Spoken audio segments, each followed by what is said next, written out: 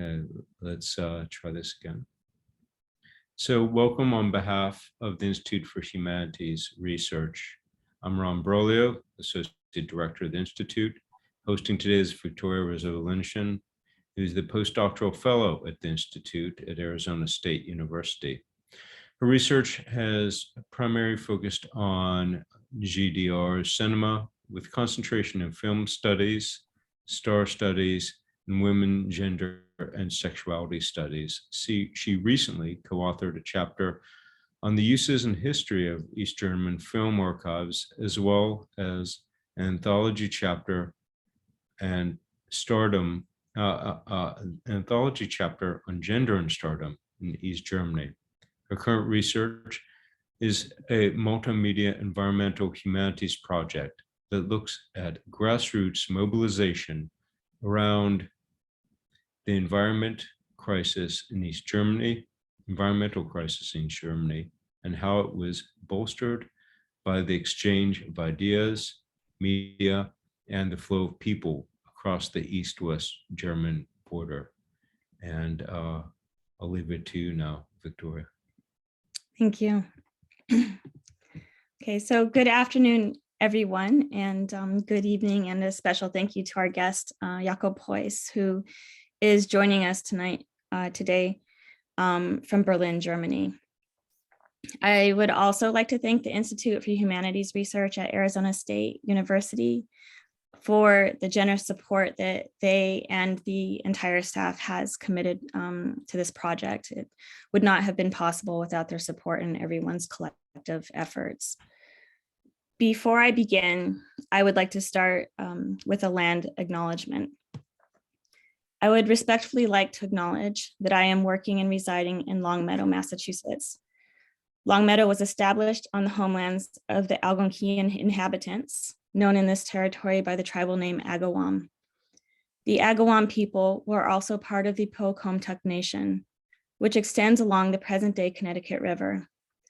I recognize the long historical connection the Pocumtuck Nation has with these lands and waters, dating back millennia before their communities were decimated and displaced through European colonization, and which has continued as their tribal homelands have been made part of the United States. As an active first step to foster understanding and to support efforts to resist the erasure of Indigenous culture, history, and communities through over 400 years of colonization and displacement, I share this statement with you today. I encourage you to learn more about Indigenous homelands on which you might live and work. Thank you. Now I'm going to give you a little bit about the series. This is the first film and discussion in the mini-series Border Wall Environments, which will look at the human dimensions of fortified borders. Today we're discussing the Spanish Melilla fence at the Morocco-Spain border, and beyond that, Europe's internal borders. In 2 weeks, we're going to discuss the Dominican Republic's proposed wall at its Haitian border. The encounters in the two films in this series make clear the real impact on individuals and societies and communities that the larger issues of unresolved histories of colonial violence, the demarcation of people along class, race, and nationality, and the rising anxieties about our increasingly transnational world. And so that is a little context for our discussion today. And before we begin, I want to introduce our guest. Jakob Heuss studied law in Paris and Cologne and did a master's in European studies at the College of Europe. He's a documentary filmmaker from Berlin, Germany. His films, shot in Iran, Bosnia, Ukraine, Morocco, and the EU, were screened in over 20 countries at numerous festivals and on TV.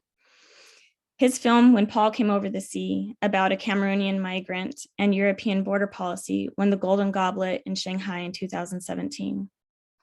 Jakob also teaches documentary filmmaking and workshops and cooperates closely with cultural and political foundations in order to use film as a means of inspiring debate on socio-political issues. Between films, Jakob also works in the political arena. He coordinated the writing of the electoral manifesto of Bündnis 90 and the Greens for the 2014 European elections and worked as their advisor in the German Bundestag. He has also observed numerous elections, mainly in the former Soviet Union and in the Democratic Republic of Congo. Okay, so let's go ahead and get started. And just a quick instruction about format. If you have a question, please do post it in the Q&A at the bottom of your screen. Okay, so I think one question that is on everybody's mind after watching the film is, where is Paul today? Thanks, Victoria. Thanks for having me. Hi, everybody.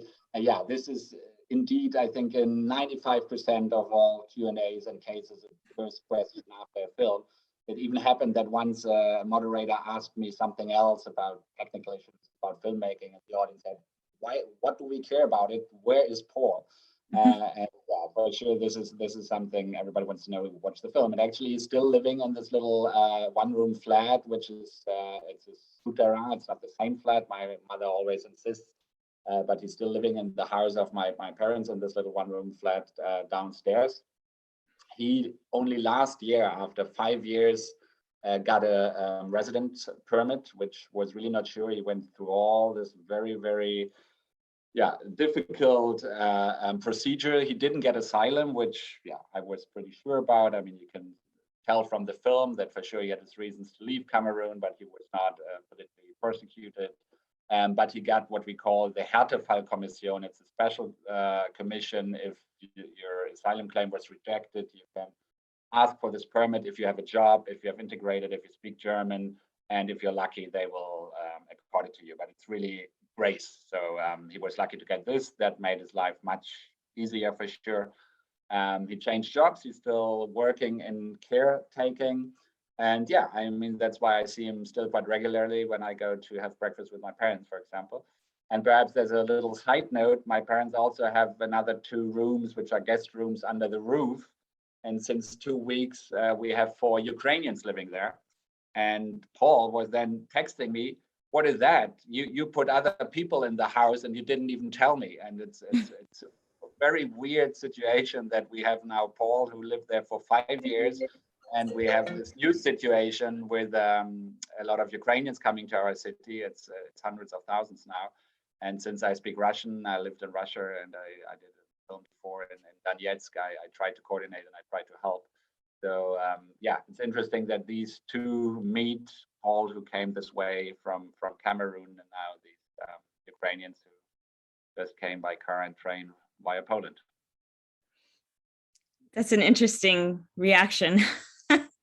I mean, he's been living with your parents for a long time now, but yeah, I mean, I think he was just curious also, but there's also this feeling, you know, I mean, what's happening, and he wants to be involved, and yeah, it's yeah. Sometimes I regret that I haven't kept on filming, which I mean, many people told me you should make another film about this part of integration in Germany or this arrival. Which would have been great, but yeah, it's a lot of work, it's a lot of money. I got very involved. I think somebody else should have done it, but yeah, there are lots of encounters of this type which are still happening. Mm-hmm. Thank you. So you were filming and meeting with Paul for about 2 weeks before he made that treacherous voyage across the sea. And I know in the film you identify like seeing the news coverage of Paul coming off the boat as kind of the moment, but it seems like it was there weeks prior to that moment for you in some capacity. What was it about Paul's story that shifted the perspective of your project? You mean why it was Paul who became the main protagonist in a way, or? Yeah, I mean, because I know that the project started years before as kind of an effort to look at an insider's perspective of Europe's borders. Yeah. You were more intensively researching, talking to the institutions and the border guards. Right. Mm-hmm. But it took a shift. To be honest, my initial idea, or I was a little bit skeptical whether I, as a white privileged person, would be the right person to make a film about refugees with refugees. And I think we have a lot of films, media, journalism, which portrays refugees in a certain light, and it has to be for sure sufferance and so on. And for sure, these people want to build a future, so they might not always tell the truth. They might have other things to do than to be filmed. So I was very skeptical, and I thought in the beginning, I rather make a film about what I can do is the inside view on border guards. And it's true, I was more in Turkey, Greece. I was actually on the Ukrainian-Polish border, which is now in the news every day, which at the time was not a border where there was a lot of migration. It was more smuggling and this kind of thing, cigarettes and so on. And then I went to Melilla to have a look at this border. And for sure, I thought I have also to have a look about the people who are on the other side to get an idea. And I was very surprised when I entered this forest, how I could communicate. For sure, first, the language was good for me because I lived in France, but also the humor, how the people welcome me. You can see that in the first scene in the film, how Paul, this is more or less the first day we met. It's, I think, the second day where he comes, come, I show you, I needed him. So that was actually when I said, no, I can't make a film about these borders without these people. And I had the feeling, I mean, it's never on the same eye level, that's for sure. I mean, I have a German passport and can do pretty much what I want, but there was a real exchange, and I was welcomed, and I saw that these people wanted to, not all of them, but Paul, for example, wanted to tell their stories. I actually had already somebody else before. It was a young guy from Guinea-Conakry who wanted to jump the fence. He didn't want to go via the sea. Jumping the fence has a big advantage that it's for free. If you want to take a boat on the sea, it costs you 1,000 to 1,500 euros, which for many of them is a lot of money. So those who don't have money, they try to jump the fence, which, as you saw in the film, is extremely difficult. You have to be a real athlete. It's extremely dangerous. And I had this young man from Guinea-Conakry. I didn't have a shooting permit because Moroccans didn't like the idea that a lot of people show that, because Morocco is a nice tourist country. You don't want to show migrants living in the forest under these conditions. I hope to get one. I waited quite a bit. I waited too long. Ali, that was the guy's name. He made it. He jumped over the fence, which was great for him, and I'm still in touch with him. He made it to France. For my film, it was difficult because I had already established this relationship. And then I went to the Cameroonian camp, and I hadn't met Paul before because he wasn't there. And I right away filmed with him. And I think there was the chef of this village. They are getting organized in these in this 10 villages. He told me, Paul is a good guy for you. Why don't you talk to him? And that's how it came that he became the protagonist. Okay. But for sure, I didn't expect him to make it to the other side. That was totally unforeseeable. Mm. I have another question about your process, because you went from feeling like it might not be you to make the film, but then you actually inserted yourself into the narrative. And I was wondering if you could talk about your decision to do that, to become part of the film in front of the camera. Yeah, that was, I tried to make it clear in the film that this was a dilemma I got more and more into. It was in the beginning, I was dependent on Paul. Paul had to introduce me to his friends, the people who also tried to make this journey. As you can see in the film, he says, no, it's good for us because many people were very reluctant. It's normal because they don't live in tents where they're from. It's often middle class. They say, as he said, well, you get paid. What is the advantage for us if we're doing that? So I was dependent on him. I didn't know the rules, and he had to show me. And in Spain also, he had this friend I didn't know. And then more and more, it was turning around. And he was saying, well, this is your continent, this is your country. And this friend in Spain was more and more saying, well, you have this German filmmaker, why don't you ask him to help you? And I got into this dilemma. And for sure, as a documentary filmmaker, you say, well, I have to keep a certain distance. I mean, I'm always part of my films that you can hear the questions, that you are aware that there is a filmmaker. That's just my style. Some people say that the greatest is observational style, where you don't feel the camera. I think often this is more manipulation than to show it, because people don't forget the camera totally. And for sure, if you go into this forest as a white person with a camera, everybody will talk to you and try to find out, and it's different. So this I always do in my films, but for sure it's different if you're an interlocutor and if you talk to the people, or if you really intervene. And it was really a little bit like in the film when he was on his way to Paris, and I felt that he might get into trouble. He doesn't know where to stay. Something didn't work out with his journey. I had two options. I could say, well, he speaks French. He might have to sleep under a bridge, but I could film this. So that's also interesting to show the misery of this kind of thing. But I knew him too well at this moment, and I felt extremely bad doing this. I lived in Paris. I had friends there. So I took this decision. I called my production company because I knew that this would change the film. So I wanted to tell them because, I mean, a film is also, an economic enterprise. You know, you have agreements with television and so on. I mean, they were very open, I have to say. We had to take this decision very quickly, but everybody agreed, listen, for sure, it's more important to do that. And then I said, if I do that, I have to tell it, because I have colleagues who might intervene, but that they don't put it in the film, which I think is not the right thing to do. Actually, in Paris, then I started to be in front of the camera for one day, which felt totally uncomfortable for me and weird. And my cameraman also said, you don't have to. You can be part of the film. You don't have to be in front of the camera. It will be clear. And basically, how you tell a story is decided in the editing room. It's this is because I don't know what's going to happen. So I film and film. I don't know where to stop. I mean, when I started this project, I didn't know it would end up in the living room of my parents.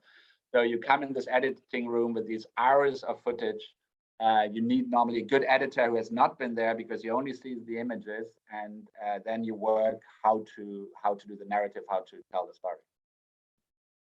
It makes it interestingly complex, because like you said, your privilege actually becomes really obvious. You, from Frankfurt to Berlin, you really intervene. You drive him yourself to Berlin, and say in the film, like, you know, you need to help a person in need, you know, but then you also have the ability to choose to not help and not intervene, which is what you do when he goes to Eisenhüttenstadt, right? So it introduces a really complex dynamic in the narrative between the two of you and your relationship. Yeah, absolutely. And people hate me for this last scene. It's the longest scene in the film. Like, from a filmmaker's view, it's nearly 2 minutes without any editing. So this makes it so unbearable, you know. And the only excuse I have, I didn't think that he's not going to take this bus. I was sure somebody is paying this euro. I wanted to shoot an ending scene. I thought that might be the last scene of the film. He's going into the bus leaves. I was busy because we didn't have a car. I was busy trying to communicate with the bus driver and making gestures that, okay, you can go, but then please stop, because we want to jump on the bus, because if not, we would have been left behind. So I didn't see actually the scene how we can see it in the film. But even if I had seen it, I hoped I would have been strong enough to not intervene in this situation, because it's like if you ask this euro to the audience, and it's only because I've intervened before that you think, well, there's this filmmaker. I mean, you see a lot of films where you don't ask this question because it's observational style, or you don't ask the question. And this is why I think it's so important that I break with this again, and you end up like, wow, you know, and I think it raises a lot of questions for the audience. That's what I hope. And for sure, it was humiliating for Paul. He was not at all happy. He didn't even come to us afterwards to ask for the euro. He said, okay, forget it. And then he found somebody else, like the bus was every half an hour. I mean, for sure, it was not a decisive moment also that for sure made it also easier in a way to decide. But I think it was important to intervene to have this effect of the scene in Eisenhüttenstadt. And by the way, for those who study German, when I take him to Frankfurt, I'm quoting our chancellor. I'm not sure whether probably for US audience this is difficult. She made the sentence: if we have to be ashamed of showing a nice face in a moment of misery, of need, urgency. It's not my country if I have to apologize for this. And I take this up, which most Germans understand, because it's a very, very known phrase of our chancellor, how she justified her policy during the migration. When the people arrived from Syria, mainly in 2015. Yeah, thank you. Yeah, that scene was actually one of the most difficult parts of the film for me. But it was unreal how the whole carefully organized bureaucratic nature of that application process could be completely undone by €1. They gave him a train ticket, they gave him the first bus ticket, and then they're like, well, we hope you can get the next bus. It's like an endurance test or something. I don't know. It's horrible. It's ridiculous. I mean, and if you think about it, that people arriving here, and I mean, also on the main station, he did pretty well. I mean, you come and you just get a ticket and you go there. Apparently they changed it now, because the problem was also it's two different federal states. I mean, you know that from the US, we are also a very federal state. So the Berliners couldn't give a ticket for Eisenhüttenstadt. It's not the problem for the money, the euro they would have. It's not that they don't. It's just, as you say, it's a bureaucratic incapacity. And I'm not sure whether I read the whole question in the Q&A, but I think there's this comparison to what's happening now with the Ukrainians. And this is what drives people like Paul and many of the Syrians mad. What is possible now? Because Ukrainians, for example, they have all free tickets. They can ride throughout Germany. It's even the long distance trains. Everything is for free. Public transport is for free. They have a residence permit right away. They have work permits right away. So there you see what is possible if you want to do it, and how other people had to suffer in this state. Yeah, it's definitely a theme in the film, and it made me think a lot about the the 1951 human rights, the Refugee Convention, that clearly said that it should be applied without discrimination. And I've been thinking about the remarkably warm reception of Ukrainians. And in the film, we see that part where you have men sitting on the fence and they say, you're all racist, you let Syrians in every day, but not us. But the reception of Ukrainians today is a stark difference between the way we saw, for example, Syrians being let into Poland during the whole crisis. So it's incredibly a complex question. And it just made me wonder if this was kind of one of the political commentaries of the film, if you have any observations based on your projects or your political work that reflects on this idea. Is there a way to honor the universal standard of the Refugee Convention, that it should be applied without discrimination? No, I mean, as you said, I work in this field also. Actually, I'm right now doing a report for an NGO, which is advocating for rights of asylum seekers. And we are interviewing mainly Iraqis, Syrians, Afghanis who came via Belarus last year. I don't know whether this made the news in the US also. Last year, Lukashenko, the president of Belarus, waived visas for quite some countries, for Syria, for Iraq. So there were flights from Damascus, from Baghdad to Minsk, and they drove people to the border and said, because the border between Belarus and Poland was pretty open, it's a forest, but you can more or less walk there. And about 10,000 people walked there. The Poles said this is hybrid war of Lukashenko, and actually put a border fence, did a lot of pushbacks. There were people dying in this forest. So if you think about how Poland is now receiving people, and half a year ago, it's very clear. I mean, there's a huge bias. It's Poland, Hungary have been very open about that. They said, we don't want to have Muslims in our country. That's what they always said. I mean, you might know that in 2015, that was a huge tension within the European Union, how to distribute refugees. And Poland and Hungary, they were pretty open about it. They said, this is not our culture. We don't want these people. So it's absolutely clear it has nothing to do with respecting the Geneva Convention. Yeah, I mean, for sure, it's horrible. It's horrible also to see that within these refugee communities, as you say, the Black people on the fence say the Syrians are privileged. The Syrians now say the Ukrainians are privileged. It's even as you see in the forest, it's by nationality. It's the Cameroonians, the Malians, the Senegalese. It's very sad to see that apparently this kind of discrimination, it's not a European or US privilege. We are richer, we have more power. That's the problem. But the human reflex, unfortunately, you find it everywhere. Mm-hmm. I mean, here too, I recently read,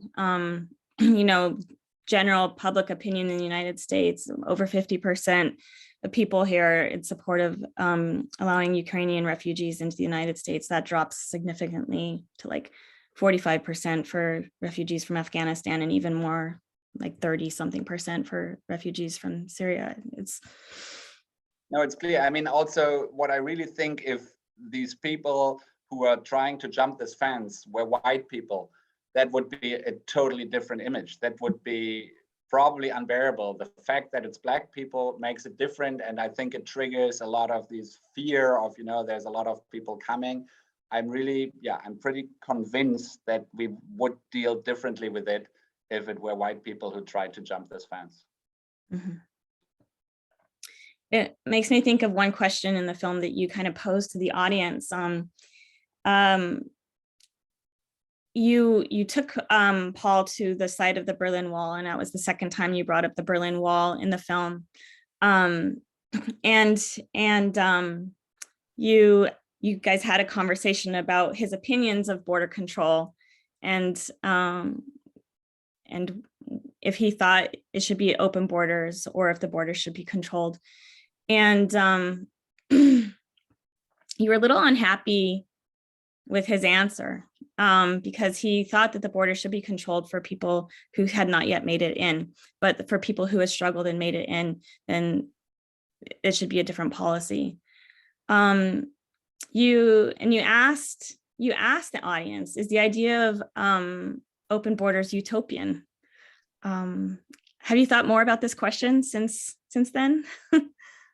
Yeah, I mean, it's really one thing I like to do is to think in 100 years, when people look back, what will they find barbaric, very absurd, as when we look back now at witch burning or this kind of thing, or feudalism, as I say in the film, things which sound pretty, this is a long time ago, and how crazy were people to burn women because they thought they are witches, or how crazy it was that you had the aristocracy, you were born, this kind of thing.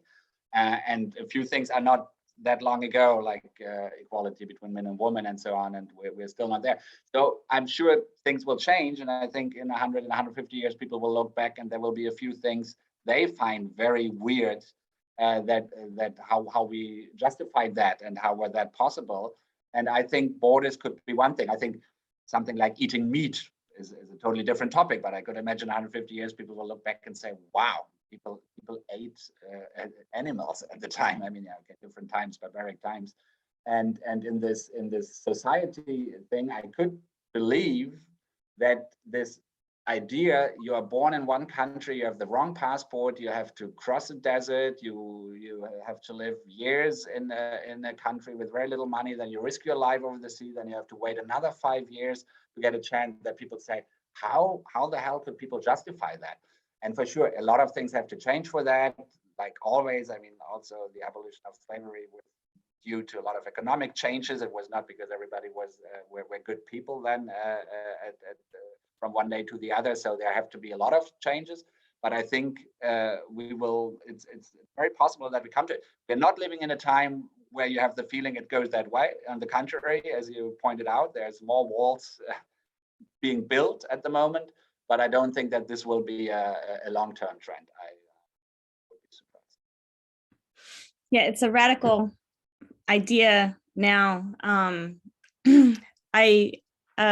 One thought-provoking opinion I've come across is by a sociologist, University of Hawaii, Nandita Sharma, who basically pointed out that the state of things is not working for most life on this planet, and to acknowledge that such immigration controls are relatively new, actually, last 200 years in the history of mankind.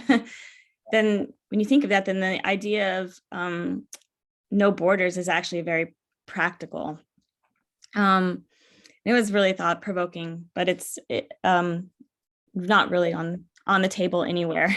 Yeah, that's why I put in the very beginning, you saw that probably the quote of Frederick Douglass, who is saying in the 19th century, there are such things than human rights. It sounds a little bit cynical today because we are talking about human rights all the time, but in the 19th century, that was something really new. So he was saying there are such things than human rights because we didn't have this idea.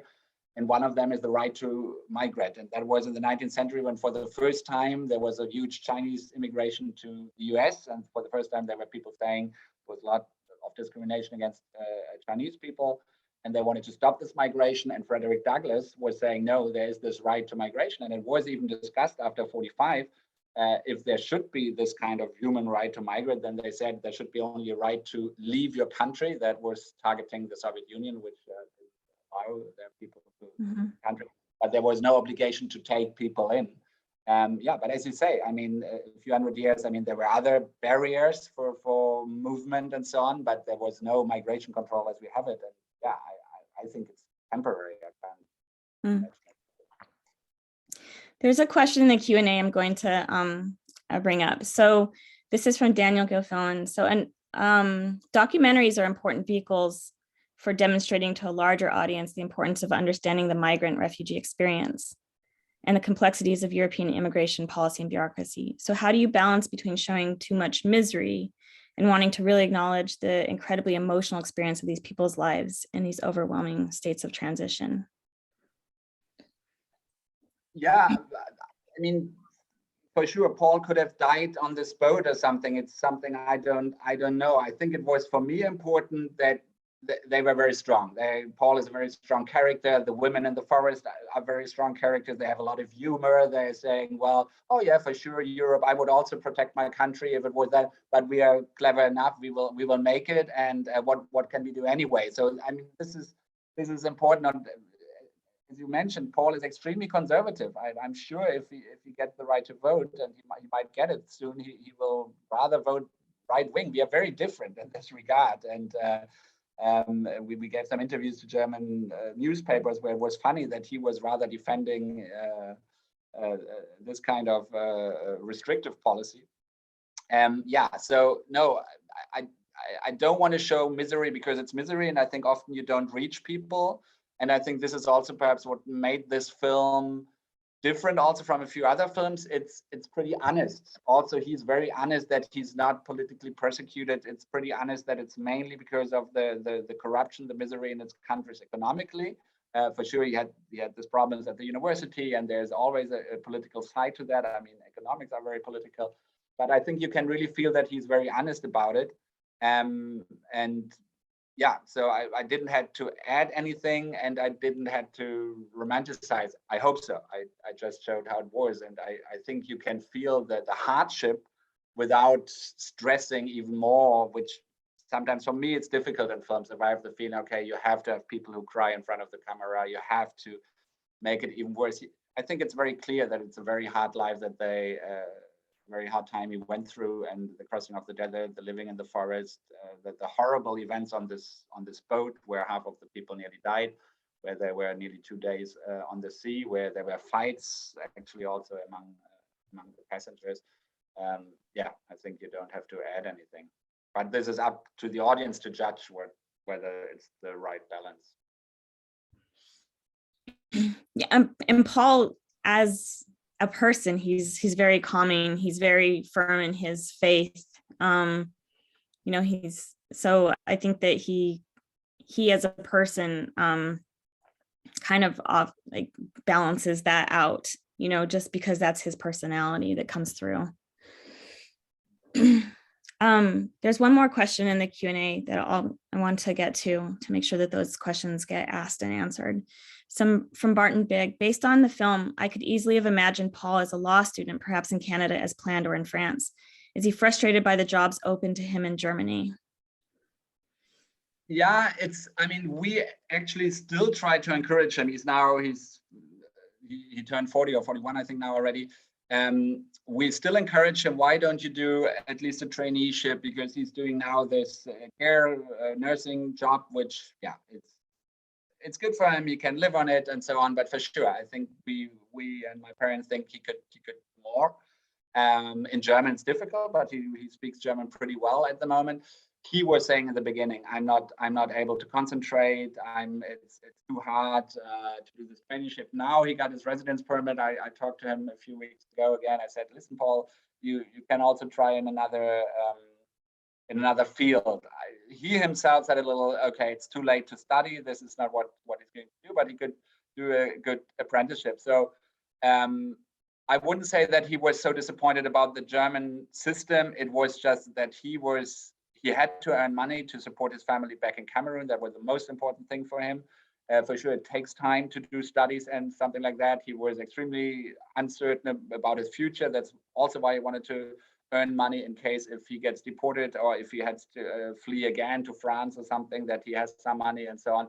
So he had just didn't have that possibility. For sure, he regrets it, I think, in a general sense, but I don't think it was the German system so far. And as I say, I still hope that he will do a few years of training in a certain field and get a better qualified job.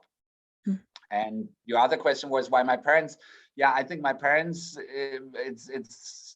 My parents have this possibility. They have this little one-room flat, and it's funny because when in 2015 a lot of people arrived, then for the first time I talked to my parents and said, well, I think it would be good to take somebody in.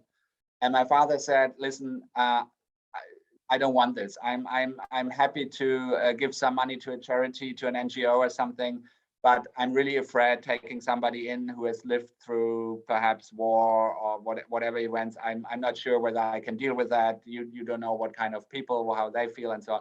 And I got really, really angry. I hadn't met Paul at this point. That was before I started to the project. And I get really angry if even people like you are not ready to help. Who will do it? You are pretty well off. You have the opportunity, and I think my father that he remembered that I got really angry. And my mother is very emotional. She has to see a person, and if she has a feeling it's a person she can live with in a way, then then she agrees on this kind of thing. And when Paul came to Berlin, I brought him first to Easter egg searching, this kind of thing. And because it's true, I couldn't have put anybody there. For sure that there has to be a relation.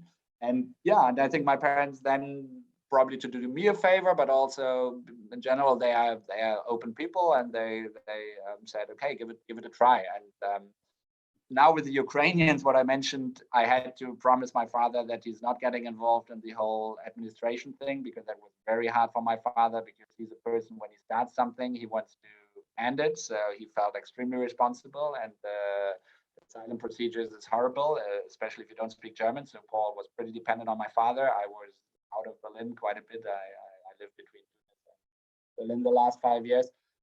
I think he did a great job, and it was good, but I could understand that he said, okay, if somebody else comes, I'm happy to host them, but I'm not doing that. I said, yeah, don't worry, Dad. It's great that you give them a shelter for a while, and they will find their way. I can help, other people will help.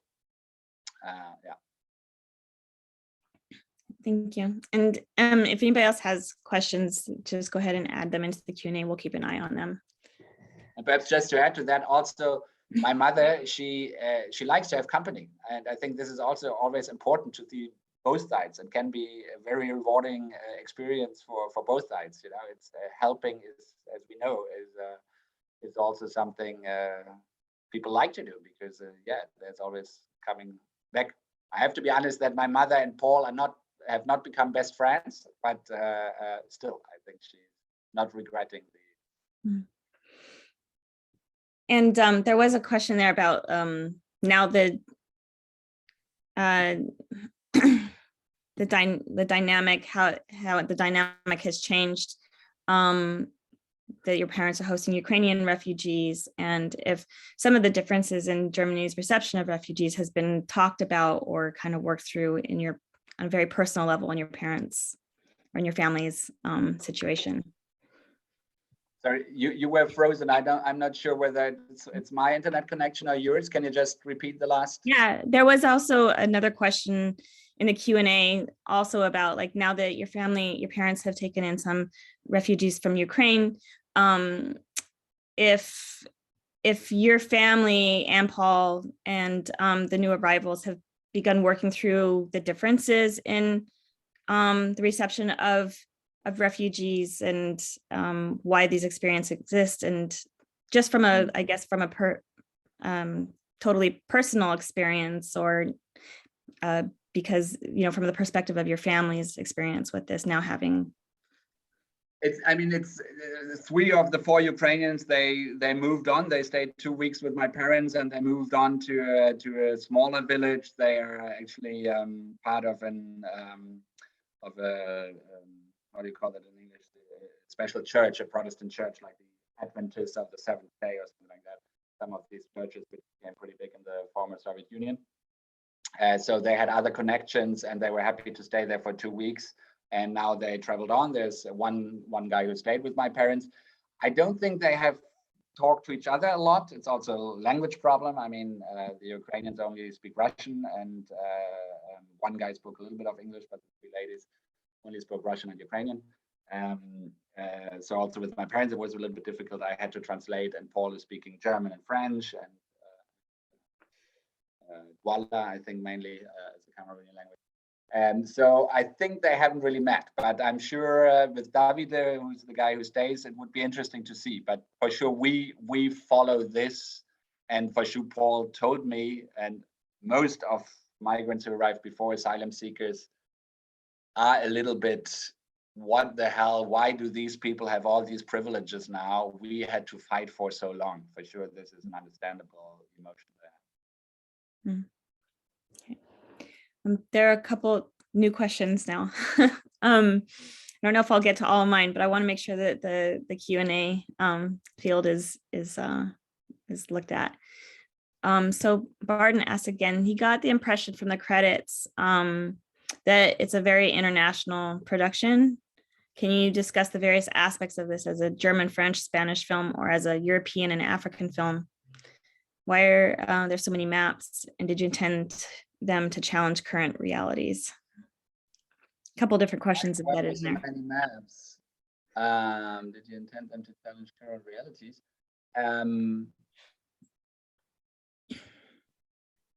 Well, I mean, like production-wise, it's a German film. It's only German money from film funds and so on. As the story develops in other country, I worked. The cameraman was actually a Colombian based in Berlin, but Spanish speaking, because I thought I will need a lot of Spanish, and he spoke some French, not as good as I hoped, but that was just because we were the two of us. Since we didn't have a shooting permit in Morocco, we always acted as tourists and had really the minimal equipment. So it is a German film if you look to it from a production side, but for sure it's a European film from the topic and from the places we shot, and for sure it came handy to me that I speak Spanish and French, and yeah, I don't know what I can say more to that. I think it's a film which was, I told that before. I think you joined, that I have showed that film in probably 30 countries. I from China, Pakistan, Thailand, but also Mexico. Won a prize in Mexico, also on a migration film festival. But also, which was more important for me, in sub-Saharan Africa, I went to Cameroon for sure. That I was very excited to show the film there, because these people know the whole situation, so their reaction would prove if I had made a film which they can relate to. And they all can. I think it's mainly the character of Paul. I think it's perhaps that the film is, as I said, pretty honest. Also, I try to be honest with myself, with my feelings, with my role in it.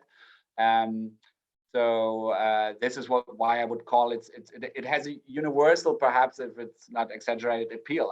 Even in China, where I really was surprised, because they don't know that route. But I mean, nearly every country, I think, has their issues with migration. Nearly country knows this idea of poor and rich, and how do you deal with it. I think, yeah.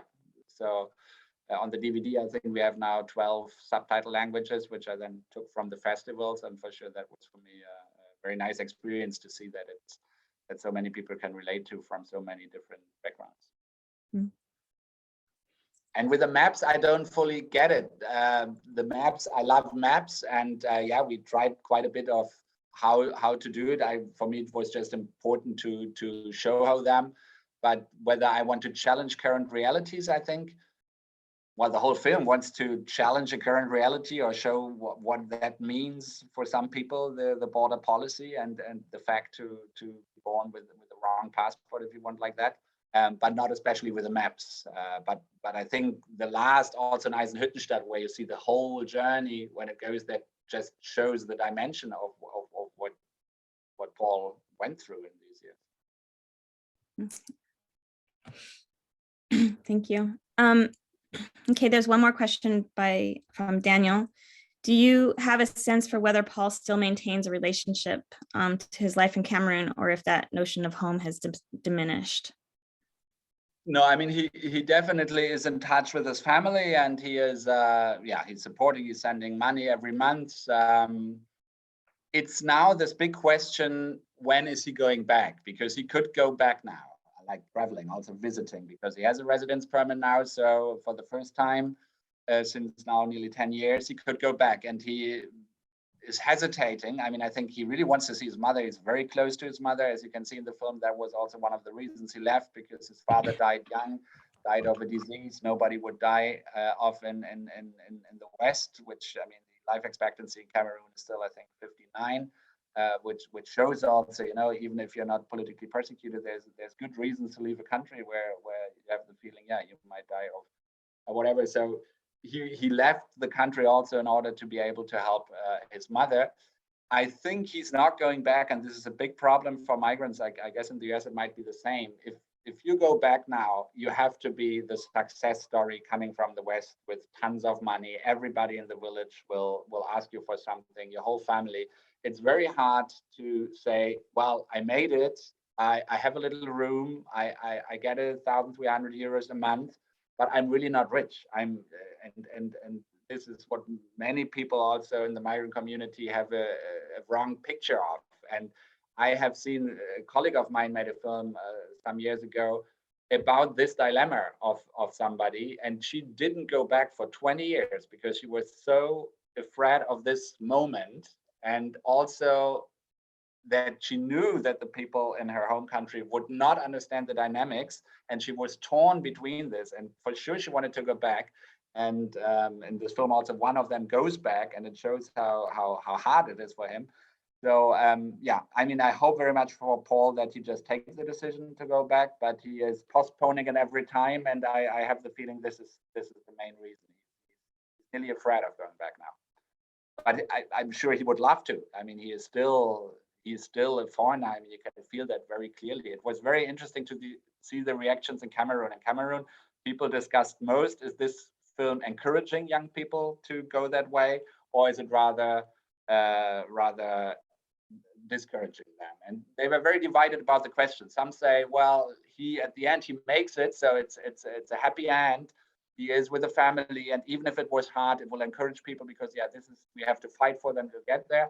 And other people say, are you crazy? He lost nearly 6-7 years of his life. He nearly died on the sea. He had to live in this forest. And they also said, well, he arrived to Germany, but you can feel he didn't arrive anywhere where he's home. He still has no real perspective. It's really not his country. He's very lonely here, I think. I mean, it's a very different type of life.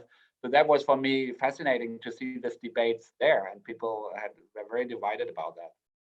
Paul always says he would not do it again if he had known, but for sure that doesn't help. This is like saying, don't smoke joints. I did it before. It doesn't do you good. It will not keep anybody from doing it. But he did. He did. He was approached by French and German TV because, as you might know, there's programs to try to tell people how difficult it is, and I think that's right. I mean, I think it's good as much information to give as possible, but you won't deter people by these stories. I had a question of the reception in Cameroon, but you kind of just answered it. I have another question about community for Paul. I think you've kind of answered it, but in France, in Paris, he says to you, this might surprise you, but I want to live somewhere where there are very few Black people, because I want to live somewhere where there isn't already an idea of who a Black person is. And I think that his comment did surprise you in the film. But I wanted to ask about community for Paul now that he's been established where he's at with your parents for years now.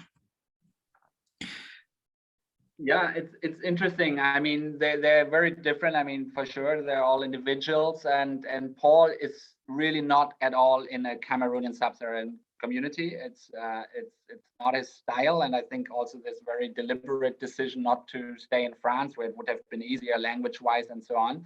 I mean, I think he's totally right. In France, there is this kind of draw you will be put in. You're another irregular migrant from Cameroon. Because I mean, I think in the questions you sent me as a preparation, you were referring also that Cameroon was a German colony. Nobody knows in Germany. We are totally unaware of our colonial past. It doesn't play a role at all. It's very, very recent that we have now with Inama and Herero, and it's now getting actually in the last years a little bit of topic, decolonization and so on. The Germans were very busy with the Second World War, with the Nazis, time to learn this and to have never again as a conclusion of this time. But to be honest, I didn't know that Cameroon was a German colony. And after Germany lost its colonies very early, Germany didn't have them for a long time. They entered colonialism pretty late. And since they lost the First World War, they had to give them away. And the French took over. So in France, everybody knows that Cameroon was a former French colony. And that's why they all speak French. I mean, nobody speaks German. So this is, for the Cameroonians, they are very aware of that. And that was one reason to come here. And for Paul, this idea to go to a country where there is this historic link, but you don't have this big community, I think it didn't really work out the way he thought it would. But he's not at all, he went to church a few times, but even that he at one point, because he's Catholic and he's believing, but he's really trying to avoid his brothers, as he would call it. It's interesting. I don't know exactly why. I always tell him, why don't you at least get information? Because also about the status, you have the same things. He's in general, he doesn't have a lot of friends, unfortunately. Mm.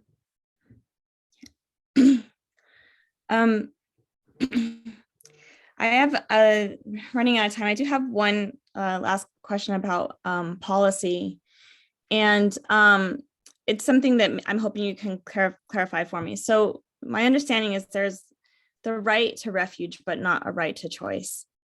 That when you come into Europe, that you can't choose which country you want to seek refuge in, right? So under this provision, Paul might have had better luck.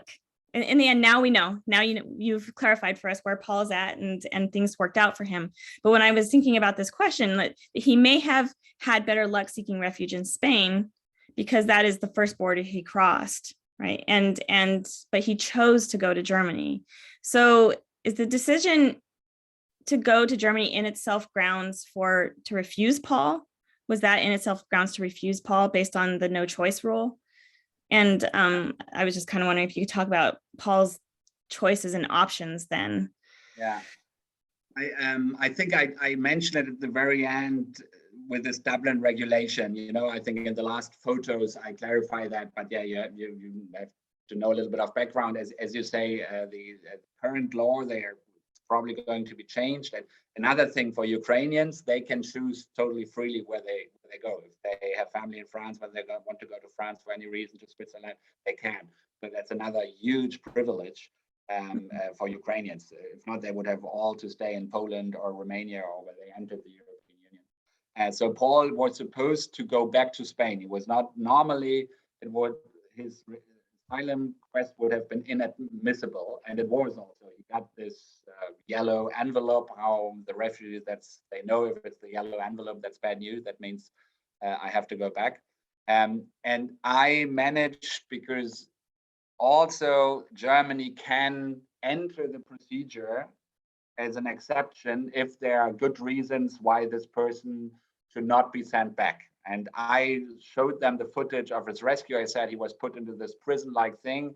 He's really traumatized by this experience. He doesn't have anybody in Spain. He arrived here. We take care of him. And the administration, which is not always the case, agreed on that and said, okay, and that's why he could have his asylum procedure here in Germany, which didn't mean that he would get asylum. As I said, it took 4.5 years and he didn't get asylum, but at least the procedure was here. He was not sent back to Spain. Mm-hmm. Thank you. So we're at the last minute, and I guess I want to do one question for you. Any think about your current projects, whether it's artistic or political? Anything you want to share? I did a 52-minute film, so different, like TV, more formatted on the German Constitutional Court last year, which was interesting for me. I mean, as I said, I studied law, and our Constitutional Court turned 70. And yeah, that sounds perhaps a little legal only, but for sure, a Constitutional Court is dealing with very emotional and very profound questions, like euthanasia was one topic, and a lot of things like that. I do for this NGO at the moment these interviews with refugees who came via the border, and I think I want to continue to work on integration and migration issues, and doing probably as a political advisor. I actually had a job interview today for an institution which is doing a lot of research on migration and integration. And I would be the one who tries, if I get the job, would be the one who tries to get that out to decision makers. And this is the kind of thing I like to do, but I definitely also want to make a film again. But yeah, I like to be between those two worlds. I love filmmaking. It's very hard to live on it. It's very exhausting. It takes 3-4 years of your life. I'm getting also older. I definitely will make another one, but probably I will now do 1 or 2 years of this kind of more political work. Thank you. Thank you. And ich drücke dir die Daumen for the job. Danke. Oh, wow. That's sehr gut. Good. Okay. So we are at 4 o'clock for the attendees. I don't want to hold anybody over the time that we, agreed to stay, but I want to say thank you very much for talking with us about the film and for sharing. And thank you for everybody who came today and asked questions. Thanks. Thank you.